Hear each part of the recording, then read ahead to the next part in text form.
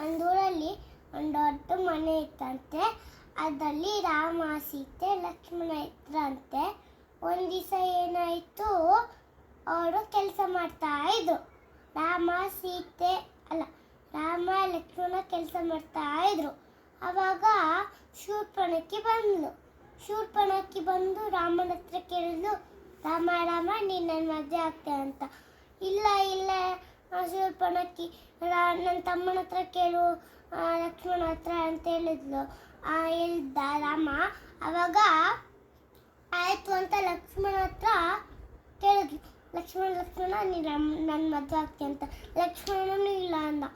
ಆಮೇಲೆ ಆ ರಾಕ್ಷಸಿ ಹಾಗೆ ಹಾಡ್ಕೊಂಡು ಬಂದಾಗ ಲಕ್ಷ್ಮಣ ಒಂದು ಬಾಣ ಶಿಕ್ಷೆಯಲ್ಲಿ ಕಟ್ಟು ಮಾಡ್ಬಿಟ್ಟ ಮೂಗನ. ಆಮೇಲೆ ರಾವಣನ ಹತ್ರ ಹೋಗಿ ಹೇಳಿದ್ಲು, ರಾಮ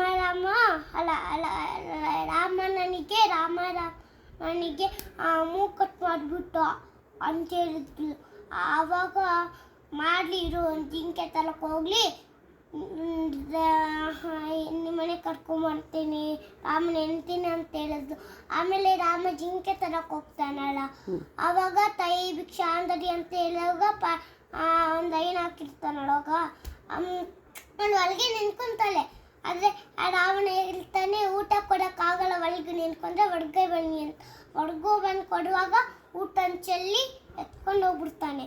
ಆಮೇಲೆ ಇವನು ಲಕ್ಷ್ಮಣನ ತಮ್ಮ ಎದ್ದಿದ್ದಾನಣ್ಣ, ಅವನು ಕರ್ಕೊಂಡು ಕ್ಯಾಮ್ರಾ ಆಮೇಲೆ ನೋಡಿದ್ದೀನಲ್ಲ, ರಾವಣ ಕರ್ಕೊಂಡು ಹೋಗ್ತಾ ಇದ್ನಲ್ಲ, ಅದು ನೋಡಿದಾನಂತೇಳಿ ಆಂಜನೇಯ ಬಂದು